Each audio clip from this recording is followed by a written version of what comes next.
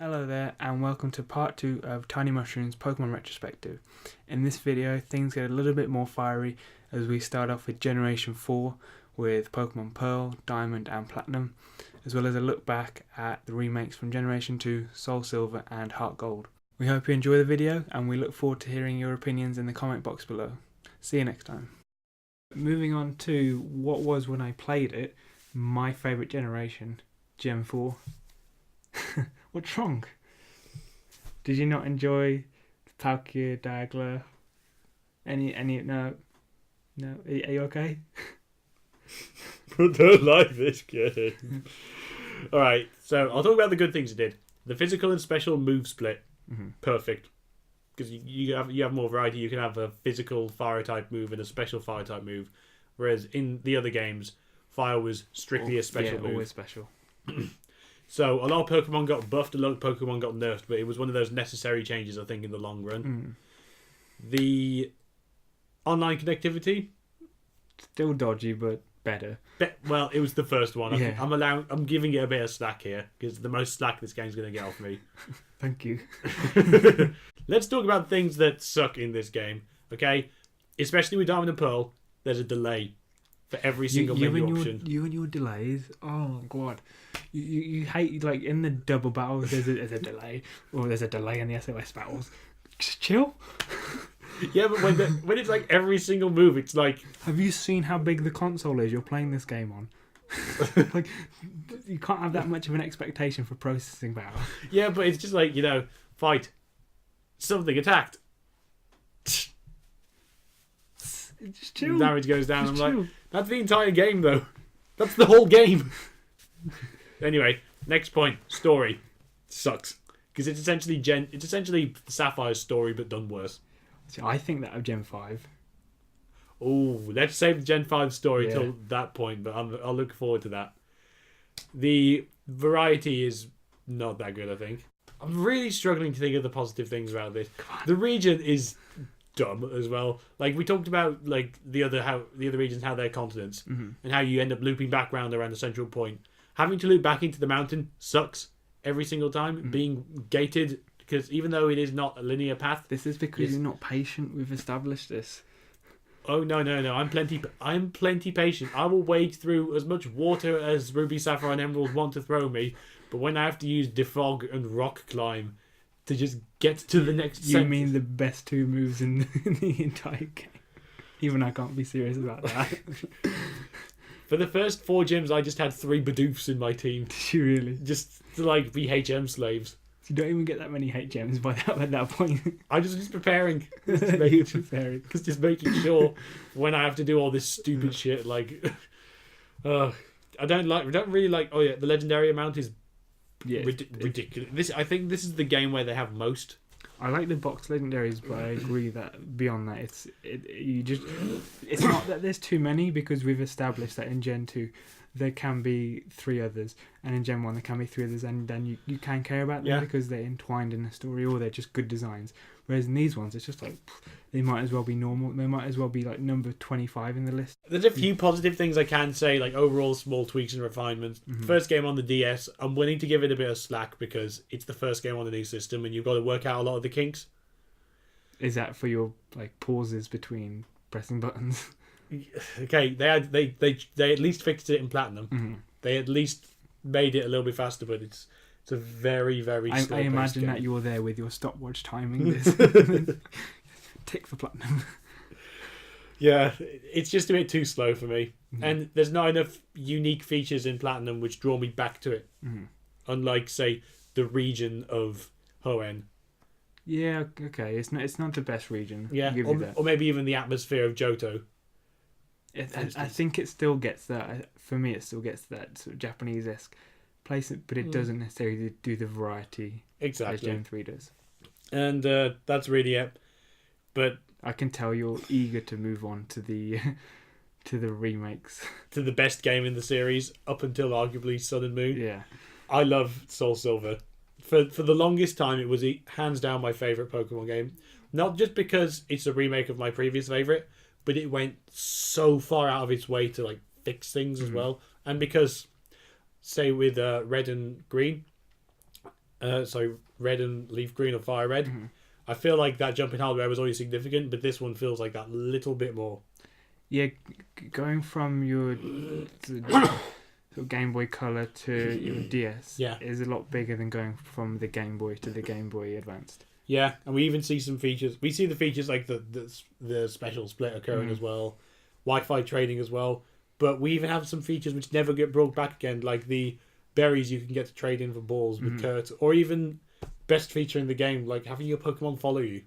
I still have no idea why that's not a permanent feature. So weird. And you get to like turn around and talk to them, and they're like how you doing? And they're like all smiley and stuff. Overall, I'm quite still happy that they kept things more or less the same in terms of leveling is still fine, the post game's still great, Kanto is still fine.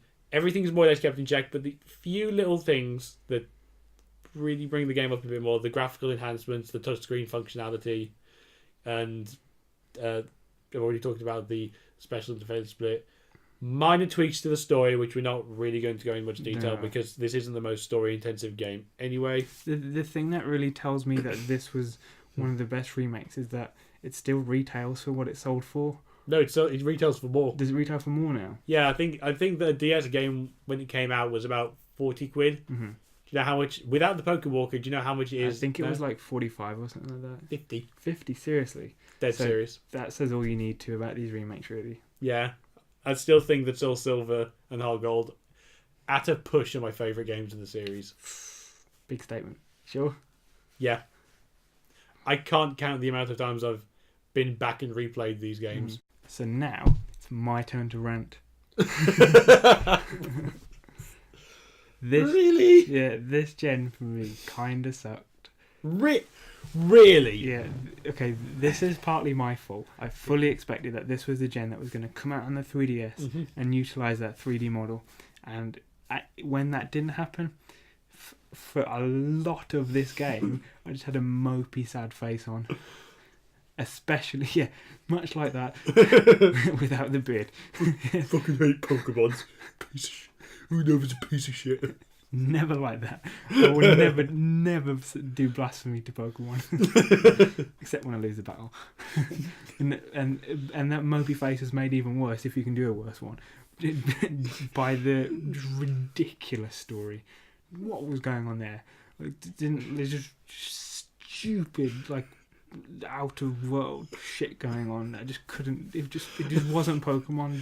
I was pissy when we got to Black. I was quite annoyed when we got to Platinum. You're like genuinely angry at this game. I was, and then to top that off, when the 3D game did come out, and it was X and Y, and it was just like spoon feed Lapras, spoon feed another free Pokemon. It was just like, come on, give me a good 3D game now. Right, okay, this is the game that got me back into Pokemon. Because after Leaf Green, I didn't play the series. I missed out entirely on Gen 4. Still wish I did. But I got into this, and I want to praise this game for a few things. This is by far the least iterative.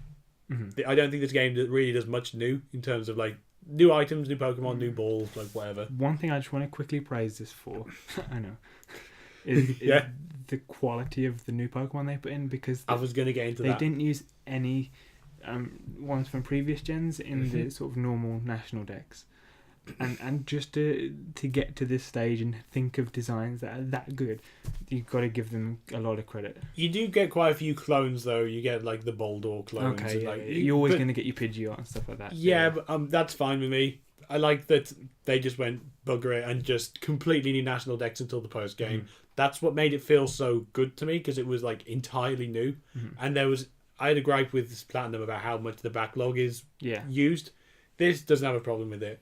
Yeah, I agree that the region based off America, not so great in retrospect because it's so linear. It was nice that within the set environments that they added more detail. So within the grasslands, they put like sort of water features in there. Like they essentially look like puddles, but at least it sort of suited the Pokemon out there, and it's a bit more variety. But yeah, you were never really aware that you're in America. You were just aware that you're in sort of this sort of advanced sort of first world continent, essentially. I like the story because it's not the typical story. It's where a lot of people are quite behind the enemy team as well. Stop looking at me like that.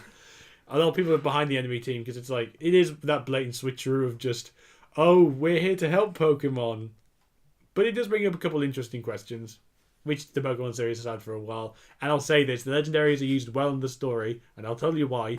They represent something. They're not like capture the god of water and the god of land and shove them into a Pokeball. Yeah, they're not airy fairy like that. Okay. Or the have Satan and God and the creator of time and space and put them into love balls. Mm. They represent truth and ideals, which they don't do it well, but they're reining back a bit from the ludicrousness that was Platinum.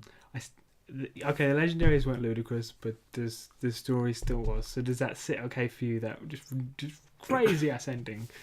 Oh yeah, the castle being blown up and things, and yeah, okay, I'll give you that. But N's still my favorite rival. Yeah, he was fun. He was he sucked, but he was a very fun rival. The story overall, I think, is okay because we're starting to move in towards more story-heavy games. Maybe a misstep with X and Y. Definitely with Omega Ruby and Sun and Moon. Mm-hmm. But I'll always praise these games back. I don't go back to them as much because, like you said, this is the point when it should have gone 3D when we get moving HD sprites. Mm-hmm. So when you got into Black and White 2 and got the Pokemon back that you were so familiar with, and just to see that new animation, how cool was that? Oh, I loved it because, like, I'll just leave my thoughts on, like, Black and White Okay, yeah, sure, yeah. and just say, love the characters, region was okay, loved the Pokemon variety. I would say this is a comfortable third. Ooh, interesting. Joint third, actually, because I think Black and White 2 is as good in a lot of regions. It suffers a bit from the story being a lot more of a basic Pokemon affair, but you know what, we're used to it at this point. You start off with so many good Pokemon in the first town also. Okay. Where you can have, like, you can catch, like, Magby and Electivire and Flaffy, and you can catch, like, a Growlithe. And like a Riolu, like they give you so much good variety early on. It's kind of like they've done a survey of like Pokemon fans and said, "What do you really want to see, and what would your team consist of?" I want a Charizard to catch the Route 3. I want a Mew. I want another Mew. They also changed the region just a little bit to show times past. Yes, I did like that. I consider Black and Black 2 to be twin games in a way. Not in just that, oh yeah, you obviously played the sequel, but I consider Red and Silver and Generation 1, Generation 2 to be twin games in that it carries over the story, carries over a lot of the characters. You see them age and change a little bit. Small regional changes, different change of Pokemon. So if you are going to go into Gen 5, I'd definitely get both of these games because they're both worth playing for a lot of different reasons. They're different enough, aren't they? Yeah, very much so. And surprisingly enough, I didn't get fatigued because I think I played. I think Black 2 came out just after I finished my massive Pokemon binge, where I really got back into the series and started building up my living decks. And overall, Gen 5, it's got its flaws. It's got its critics who hate some of the design changes and some of the Pokemon. Yeah, some of you people. Overall, I'd still say I'm quite happy with how it turned out. Yeah, you're entitled to your opinion. So now, everybody, we're going to be looking over Generation 6. Yay! Yeah. The hype when this got announced was unreal, because then they started doing that nice thing that Game Freak do where we get slow drip of information, like Mega Evolutions. Starters, that sort of thing. Yeah, Mega Evolution starters, main mechanics, main baddies, whatever. Mega Evolutions, huge when they came out. Who cares about them now? Yeah, they kind of shot themselves in the foot by bringing them out, but then making the game no more challenging than it was before. Yeah. And so making it just a hell of a lot easier for you. I mean, the only other trainer who has 6 Pokemon is the champion. It's just silly. And the thing is, they do that to an extent in lots of other Pokemon games, but at least those Pokemon are of a decent level who have decent attacks that can pose you a challenge, whereas in this, it's just not. It's not even like where you said the example earlier where you just get, here's a free Lucario, here's a free here's good. You know how good Lapras is? Yeah. Just take it. Nobody else has it. I mean, they give it you in a sense that, yeah, you need to surf somewhere, so you need it. But then why don't they just give you like a shitty Magikarp or something? Because Magikarp doesn't show the 3D. I will praise this, though. The models in general, with like the undertaking it took to just update every single Pokemon to 3D was great. And You can hate this game but still play through it quite happy knowing what you're looking at because the environments and the sprites are fantastic. Do you think that because this is the first game to come out on the 3DS that they made it purposefully easy, purposely linear, and with half and half new Pokemon, old Pokemon, to suit both crowds? So the linearity and the ease of the game is for the new players who have just got their 3DSs and just being introduced to Pokemon, and the half and half Pokedex for the new players coming in.